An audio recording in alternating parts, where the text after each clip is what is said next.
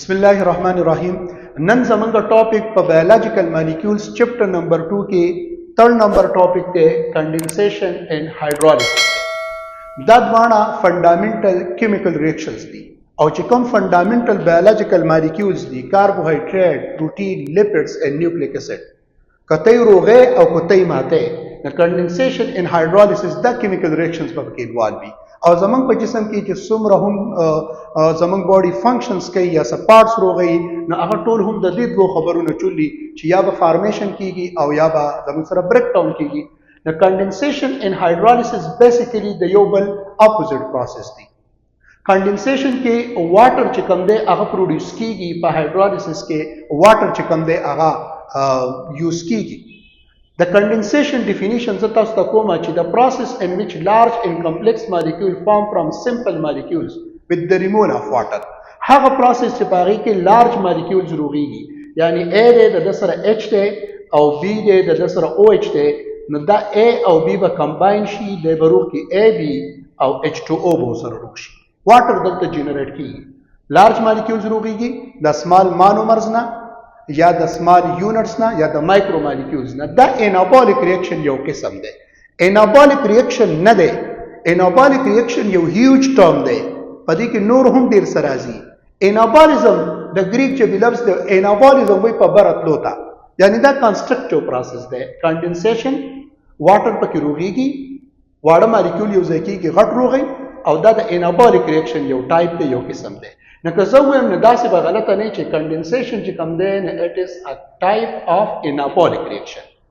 یاد ساتئ چې په کنډنسیشن کې واټر مالیکول لري کیږي یا پیدا کیږي، خو نمبر په د واټر مالیکول څومره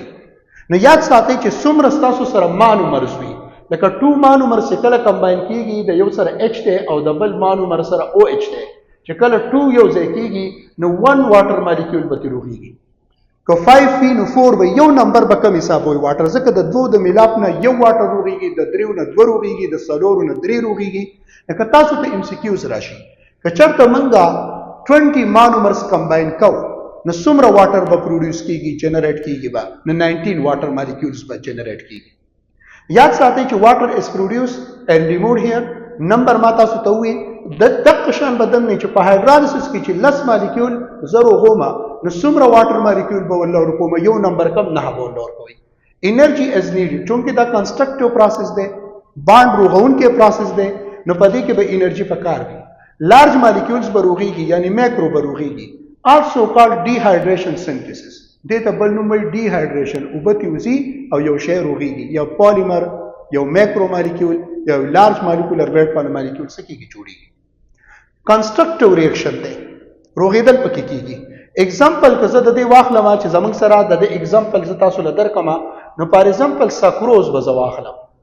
سکروز تاسو سره روغیږي د ګلوکوز او پلس فرکټوز نه.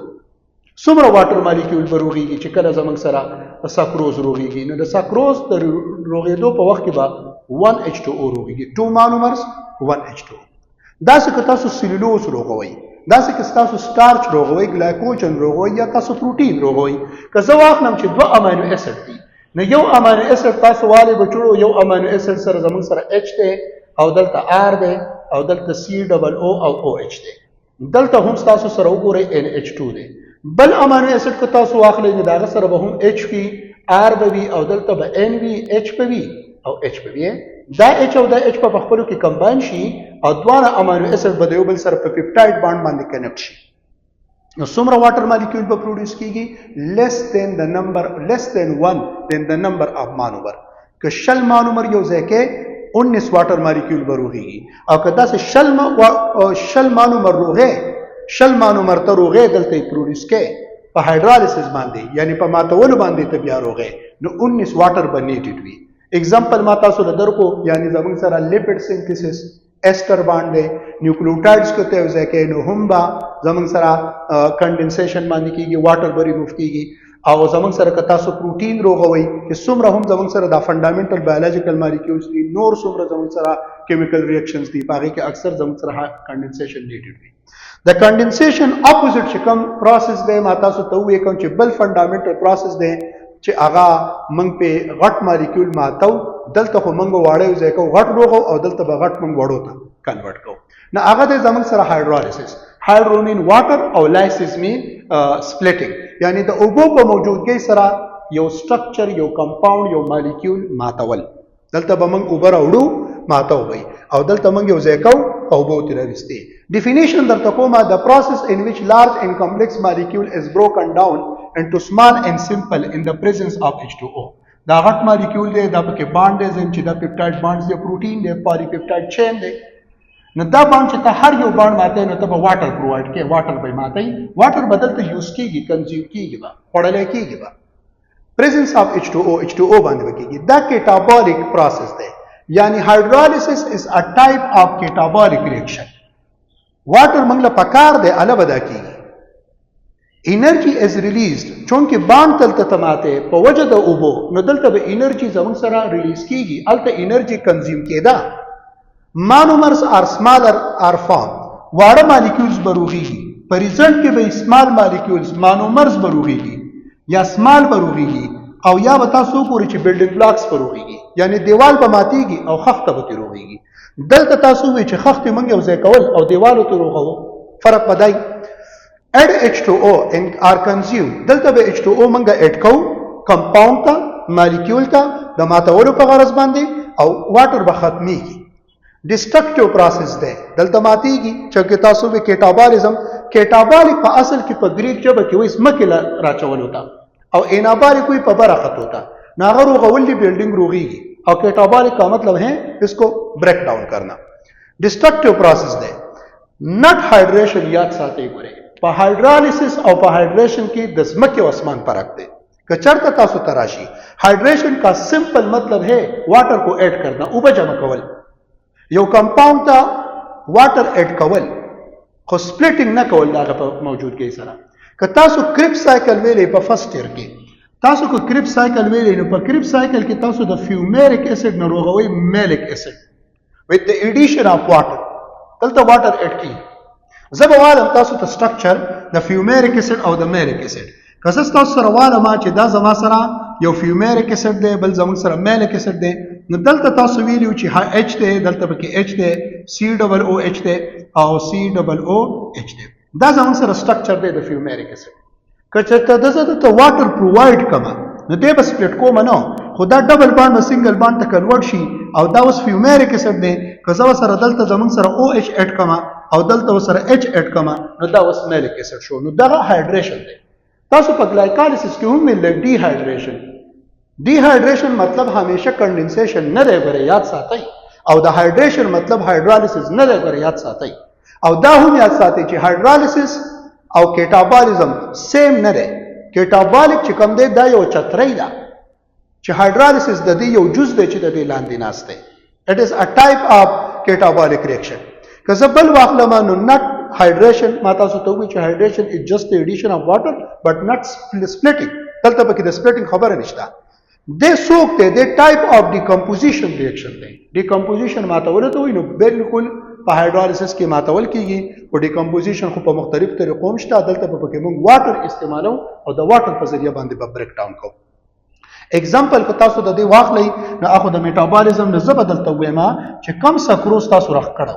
نو سکروز تاسو نه راخ شوی بچو د ګلوکوز او پلس فرکټوز نه نو چې کله موږ واټر پرووایډ کو پلس H2O ورته پرووایډ کو نو د دې نه زموږ سره سره وشي ګلوکوز پلس فرکټوز وروشي یا کم امینو اسید چې تاسو د ځان سره روخ کړو هغه امینو اسید تاسو سره دلته کمباین کوما راځي بچو تاسو 2 امینو اسید ځان سره پرووایډ کړو هغه امینو اسید تاسو سره دلته بیا تاسو شو تاسو دې ریاکشن ته ویني هر باندې چې تاسو روغوي بچو تاسو ویلو چې زموږ سره دا یو امینو اسید دی او دا تاسو سره زبې پوره والو CRH او COO او دا تاسو سره او دلته و بچو NH2 دا خو یو امینو اسید شو خو دا یو امینو اسید موږ د بل سره کمباین کړو R او N او H او دلته موږ د څه کار کړو چې دلته OHO او OHO او دلته HO نو دا د دې منځ نه ودی او دوی دوړ په خپل کې باند راخ کړو او دلته زموږ سره بچو H دی او دلته COOH دا یو امینو اسید دا بل امینو اسید CN لینکیج راښو دی نو موږ به څه وکړو چې دا سی ایچ لینکیج ختم شو. نو دا په څه بیس رخ شوی د یو نه او ایچ تلو او د بل نه ستاسو سره ایچ تلو، نو تاسو ورته واټر پرووایډ کوي، نو دا بانډ به ختم شي. یعنی د څه په ذریعه چې رخ شوی حق رشته له ختمه کوي، حق مالیکول ته وته وس ورته ما سپلای کو. دا څه که تاسو ایسټر باندې واخلئ، که تاسو فاسفوډای ایسټر باندې واخلئ، ډي ان اے آر ان اے، که تاسو دا یو فاسفیټ واخلئ تاسو سره پته را چې تاسو سره پی او ایچ، او دلته تاسو واخلئ کوم چې په ای ټی پی کې دی، او دلته ز پی او او ایچ واخلم. نو چونکې دلته زموږ سره کنډنسیشن داسې شی چې پی او پی په خپلو کې میلاو شی او واټر پروډوس شي. نو چې کله دا واټر پروډوس شو دا باند شو، اوس به زه څه وکړم؟ واټر ورته سپلای کړم، نو دی به خپل او ایچ واخلي، هغه به خپل ایچ واخلي، نو د خپل ایچ واغستو او د خپل او ایچ واغستو، نو چې کوم لینک رخ شو هغه لینک ختم شو. نو دلته منګه یو ځای کو د دې مارکر چې زه د یو ځای کوم دا کنډنسیشن شو او اوبتی راوځي، او الته بل موږ اوبه ورکو، نو چې کوم باند رخ شو دی هغه به موږ سکو بریک کو. ان شاء الله په دې چپټر کې 4th نمبر ټاپک چې کوم زمونږ دی نو هغه کاربوهایډریټ دی، هغه سوري بایولوژیکل امپورټنس اف واټر دی، هغه به موږ په ډیټیل باندې کوو. په هغه کې ډیر زیات MCQs دي او لږ ټف ټاپک دی. تاسو دا ټاپک خو په ډیټیل باندې وګورئ، که تاسو ته په دې کې څه کنفیوژن وي نو زموږ سره په کمنټ سیکشن کې تاسو زموږ نه تاسو کولای شئ.